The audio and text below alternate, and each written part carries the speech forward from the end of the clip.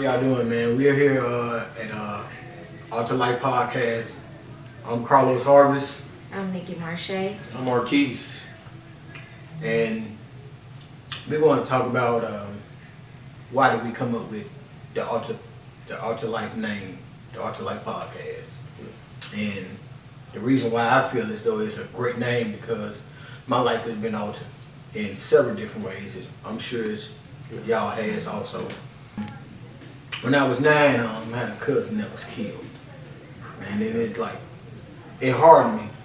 But I grew up hard, but that actual situation, it hardened me for sports, relationships, education-wise, everything. I was good at basketball, but football was my thing. But it allowed me to take out all of my aggression without being penalized, pretty much. Because I knew how to, it was like control rage to me. That's the way I looked at football, control rage. For those 3 to 4 seconds, I can pretty much do whatever I want to your ass. And not, penalize my team or do nothing dumb. But, just thinking back on that situation, man, it was something that, man, I didn't realize I was going through it until I got older. Yeah. Exactly. Yeah. You know what I'm saying? And I was 9. So yeah. I was young and Yeah. we were like best friends. Right. Mom, sisters. His mom and my mom are sisters. And, he was more so like my little brother actually. And I was like his big brother because we I was. had a cousin like that. It's like the same kind of way. But she was 9 and I was 10. And it make an effect on all of the first cousins that was around at that time when it happened. And so we all dealing with that, and that happened way in 98, 99, but you can still tell how things are going. But when you lose a first cousin, it is bad. It's hard, man. It was It's hard. 88, Real 89 hard. for me. Yeah. Yeah, y'all was young. Yeah, man, I was young, and it put me on the path, man, and I was just angry. Yeah. Like, I'm big on loyalty, I'm big on trust. If I can trust you and I'm loyal, man, you're gonna get it back from me. Right. No doubt. Like I'm loyal to a fault. You know No what I doubt. mean? But sometimes it's detrimental though. Yeah. You know what I mean? That's And detrimental. we think that because things happen when you were kids, that you'll get over it by the time you're an adult. Or some people might be like, what happened way back then? Sometimes when it's things drastic like that, it's hard to get over. You still think about it, no matter how old you get. Exactly. Yeah. And, like I said about loyalty with that bleeds over into the second situation that altered my life. And this was 2008. This was like 88 when that happened, 88, 89 when that happened. This is 2008 20 years. when this happens. Out with some friends, man, and being loyal, not wanting to leave a friend behind. And altercation happened and I ended up shooting 2 guys. With that situation, man, I ended up going to prison. Take full responsibility for it, Big thing that altered my life. Because at that time, man, I finished college 3 years before. I was teaching school, I was coaching football and coaching basketball, and I was an educator. And at that time, man, it was going through it. Yeah. It was self-preservation. Being honest with you, going through that situation at that moment, it was self-preservation because we had, looking back on, I had several opportunities to leave the situation. But the way I grew up, you don't leave a man, and that can be good and bad. Yeah. You know what I'm saying? That turned out to be bad because when you're a lawyer, you're expecting somebody to give that back to you. So, and it wasn't, being honest with you, man, it wasn't, man. I'm gonna be honest as possible. You know what I'm saying? It wasn't, in the long run, Not it to wasn't. the extent of what you had to do and Do. your consequences behind it. Consequences and what I lost behind it. Well, Right. yeah. You know what I'm saying? That's more, I lost a career. And At you that had to do time. moment, You you lost know what I'm time saying? I lost time in with your my life. family, kids, And the hardest part about that whole situation, man, her age and putting the stress on her and leaving my kids. Like, those two were the toughest, like, things. Like, prison ain't what people make it out to be, what it is on TV. Yeah. You know what I'm saying? Yeah. If you're a man walking in, you're going to be a man walking out. And you have prison rules, you know what I'm saying? But shit, Just mind your business. mind your damn business. Yeah. You know what I'm saying? That's all. You mind your business and you be a man. Yeah. In every situation, I think you'll be okay. Yeah, I got an uncle, man, that's been in prison. He tells the most funniest story They are. possibly talk about, man. And It's like they just be laid back on the beach when you really think about it. Like when you see Yeah. them on social media, they be on a field trip. They like they have more fun than Because you got to, you have to, but it's just like you on the beach. Because I tell people all the time, when I was gone, my family used to ask me, how do you do it? How do you do it? How do you do it? I tell the people all the time, I live inside my head. Yeah. And I used to tell people that when I came home, they be like, you have your own thought. You have your own. You know what I'm saying? Like, life planned out how it you is. crazy or And it's something? not for real. no, it ain't crazy. I live inside my Yeah. head. Like, I don't let what's going on around me dictate where I'm at mentally.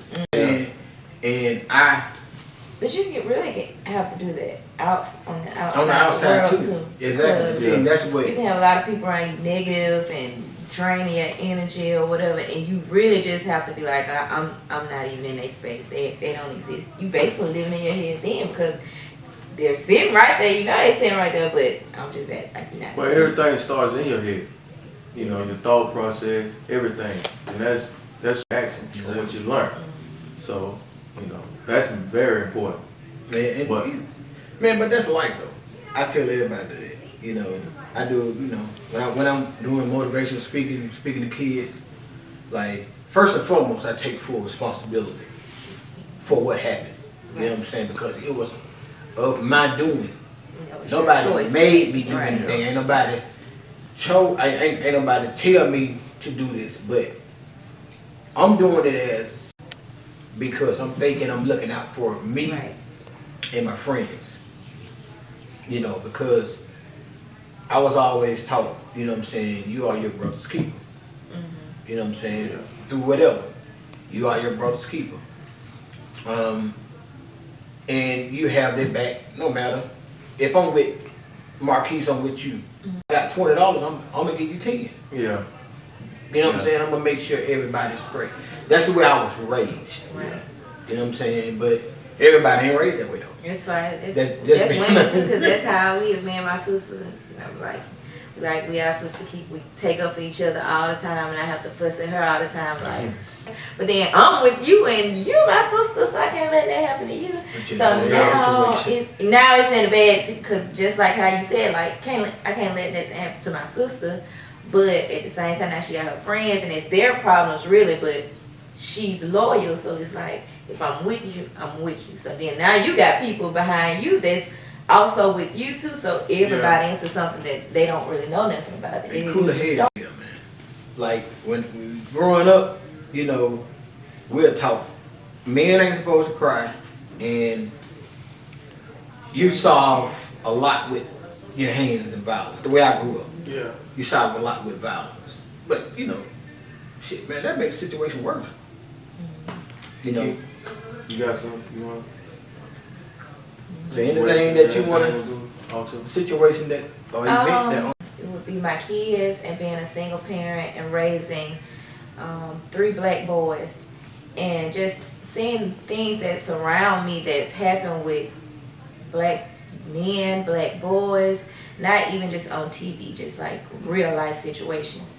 So I have to stay focused, I have to keep going, and I have to make sure that I'm doing what I need to do as far as a mom to give them the best life that they can if something happens or if I can't tell them no, I can't say mom ain't got it or whatever. I have to do the best to my ability to make sure that they straight. So that altered my life because I can't just worry about me. Yeah. I always have to worry about them first, and as much as sometimes you be like, can I do something? It just it don't matter. They always gotta come first. Their well-being always got to come first. And if it's sacrificing yourself for your kids, they're always going to be priority. So I can say that is a major alter in my life, being a single mom of 3 black boys. Now, how old are your boys?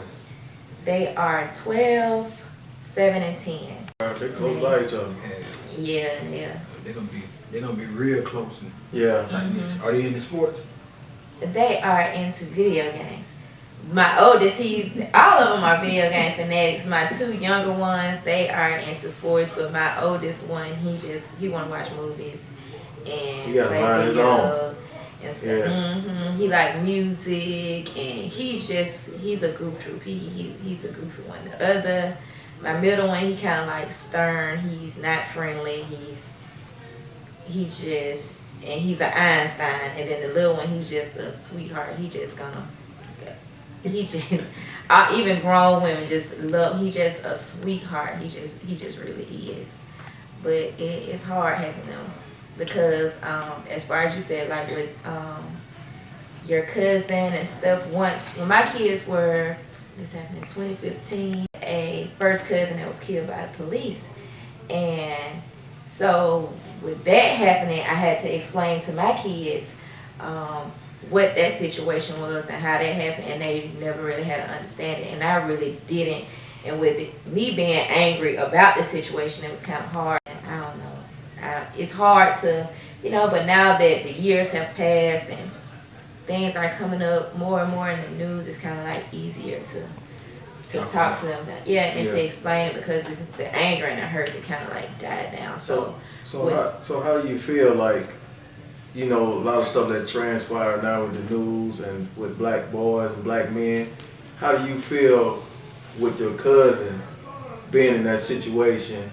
Like, how you feel? Because everybody else that it's happened to, they're watching it on TV. They don't Yeah. really know It directly. what. Yeah, I mean, you just see it on the screen and you never think that it'll hit you. But it's kind of like scary. How would I react as a mom if something happened to my boys? And it makes me so mad because I feel like I would really have to sacrifice the way that the world is going today. But a lot of that, I don't like watching the news, like dealing with that situation. I don't trust the news, because with them coming around my family and they knowing the truth and seeing them edit things and put things in a lie, and so a situation like this come out, I don't like it. That's what it is. Even with the coronavirus. I actually seen it firsthand and watching SFA. They have their Facebook page, and I had to go back and forth with actually the WSFA page because I've seen the lies that you told. So I'm gonna speak up, and everybody else in the city or wherever they are, and anything that they say, I don't really trust what the police, they're gonna take up for each other. It's just so happened that if you go in the court system, it's just hopefully that you have a judge or whatever that actually sees both sides and doesn't and not biased. Yeah. And I used to say this, I used to work for the sanitation department. Ask me like, what the hell do you mean by that? I used to always say, everybody for the city, but the city ain't for nobody. And I used and they used to be like, what the hell? Why you feel like that? Call it what the hell? Because they want you to take up for them. Mm-hmm.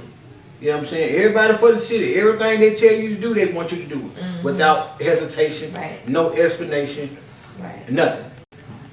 The news, the police, they gonna band together. They gonna take up for each other. But they're not gonna take up for you. And I used to tell the guys that all the time when we was working. Man, we do all of this stuff. We don't get hazardous pay. We don't, get time off. When you're sick, they don't want to hear it. They want your ass there to get the damn job done. You are essential. You're an essential worker.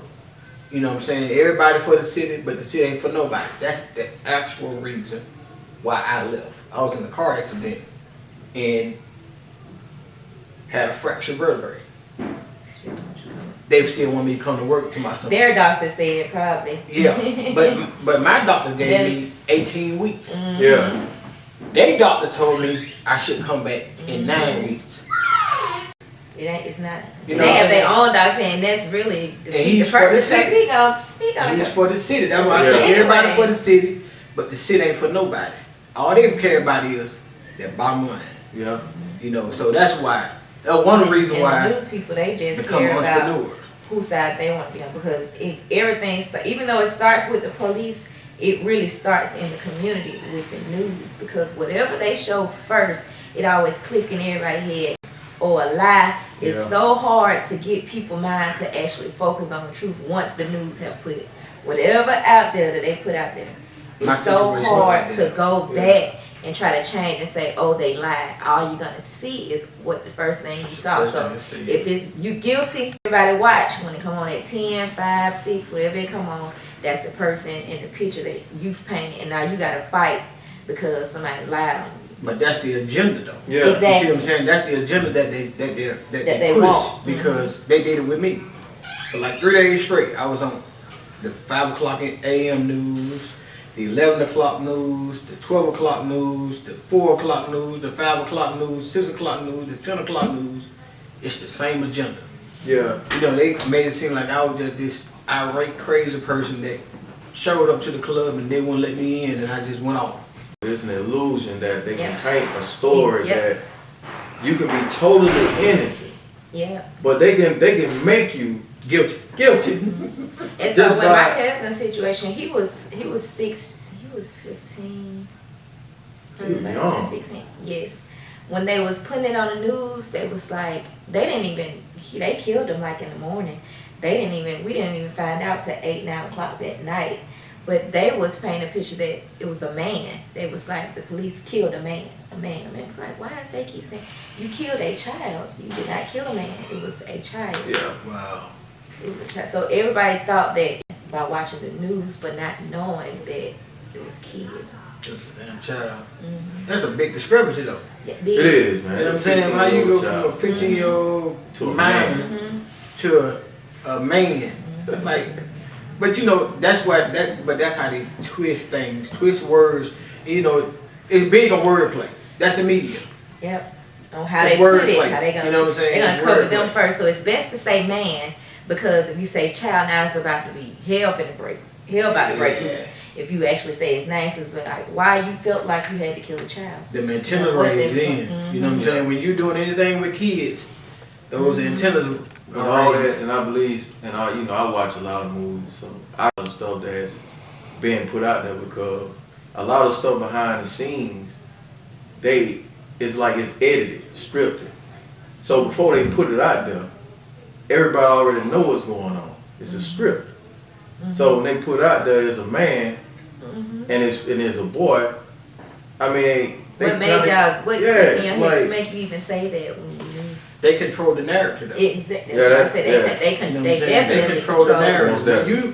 If you can control the narrative, you can pretty much spin it the way you want to spin it, and put it to us the way you want to put it to us. Yeah. You know, And so they can tell you anything. At least they can tell you anything. They're gonna destroy so much evidence till it's crazy. You really have to be on them because they will handle you and feel like what they did is right. So you really have to read and know your rights and know this and that about things, because if they feel like you have no common sense, they're gonna tell you anything. Yeah, and I'm glad that you said something about that. Like I tell the people now, I tell them, man, the most important thing you can have in your house right now is a law book. Like we really need to tap into knowing our rights, teaching it to our kids. So as parents, we like the kid's second teacher.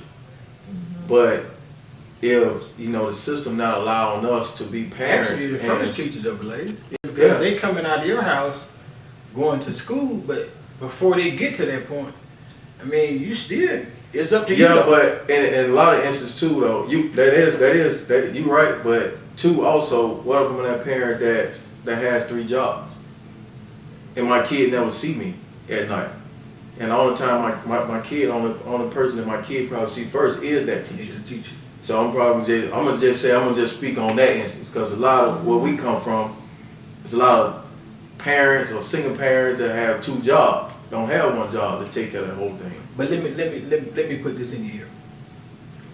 As a former educator, tell me a parent that spend more than 40 hours a week with their child. Doing what? That's with anything. Tell me a parent that spend more than 40 hours. Me? Okay, but you're probably Here's a the 2%, 3%. Mine always. So she got her time. always- But that's what I'm saying. See, you're an entrepreneur, so you're able to wiggle your time in, your style. So And in order to go back, every time, even if I think about going back to work, I always think about, no, my kids got to go to school this time. I don't want anybody to do this. I don't want to go to daycare. I always think about them before I even think about a job. Let's It's see. a sacrifice I have to make. So I have to grind out of. You have your very bad low times doing entrepreneurships, but I have to grind out of those times because I'm like, I'm not leaving my kids at 6 o'clock in the morning to my walk to school, or which nothing is wrong with that, but I just don't feel comfortable with them walking to school. And it's a school they don't even go to that school, so it's just what school they go to? they go to Brubeck. Brubeck. Pretty good school. I went to Brubeck 7th I grade. did too. But I always think about that, how they're gonna get to school and eating after school if I get a job and I'm at work too long about them eating, you know. But with me doing hair and stuff, if they need something to eat, I can sit somebody under the dryer, go get them something to eat, which I need, you know, I can make sure they're straight because these people, I put them around my time Right and my time. kids' time It seems to a like certain extent. just regular parents with regular jobs, like Glenn was They saying, if you got can't. 3 jobs, Yeah. that actual teacher is going to spend more time with your child because it's not many parents Mm-hmm. that spend actual 40 hours My kids hands get tired of on. being around me. When with I your- say they with try your to child. spend the night at my mama's house, my sister, I be Yeah. like, no, you coming home. They get tired of seeing your face. People like you're overprotective. Very. But in this climate, you can't Yeah. say that you are though. But I've because been what's this. going I've on. always been this way from childhood, though. When I was younger, I'm like when I'm older, because I knew how people treated me when I was younger. So I'm very protective over them because I'm like, if somebody say the wrong thing to them or mistreat them, how felt like I was mistreated, so I would be very highly upset. So I wanna control who's around them and when I'm around them and how they act. You see, that's towards something my that's altered kids. your life when you were younger, and it manifested to you with your kids when Right. you got older. So, Right. I mean, it all ties in. So It what about you, does. Blaze? Anything that? Oh, yeah, of course, man. I have many things, but you know, I'm gonna try to make it simple as possible. Of course, I got 2 girls. Like I said before, I kind of know why I got 2 girls, man. But you know, man, growing up, man, I was Tetris. I was bad, but I wasn't bad. It's just I would say the environment I was in. But I would just say my girls, they actually altered my life, man, and shaped me into who I am now. Of course, basketball as well, because I was able to meet a lot of people, great coaches, great mentors, trainers. Of course, my father, my mom, just my whole family, man. They shaped me and molded me.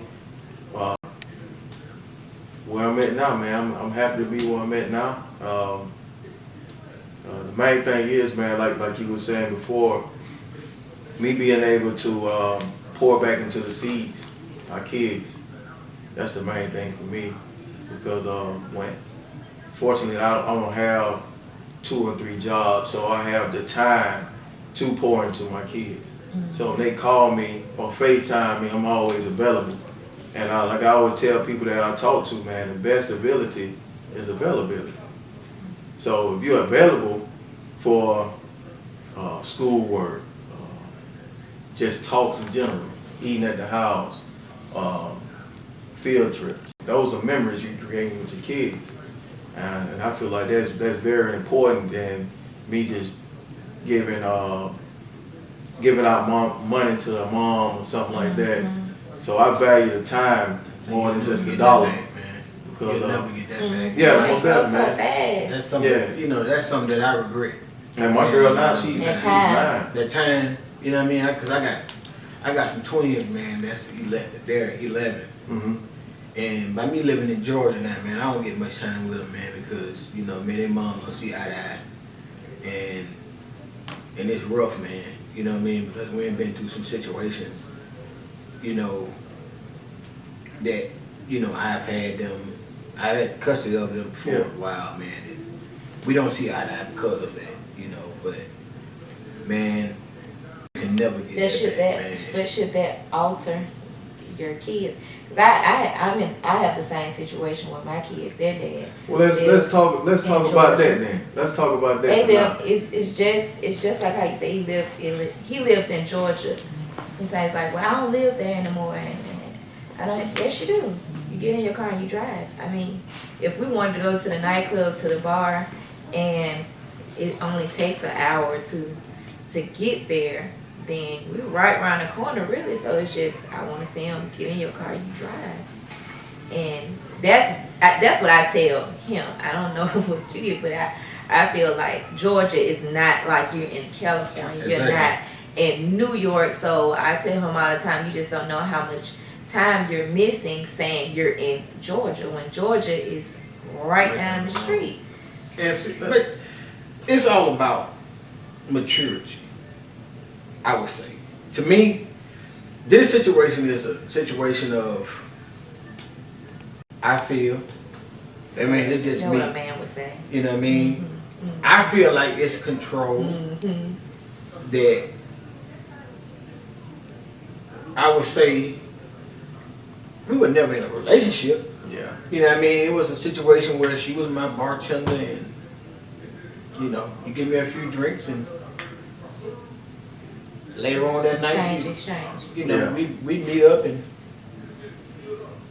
you know, Wang dang do. and get Like the you wang said. dang doodle on and I'm squeeze on out, you know. But they came from that and I ended up going to prison. You know what I'm saying? So I missed their first couple of years, but it was a situation where they're not yours. Mm.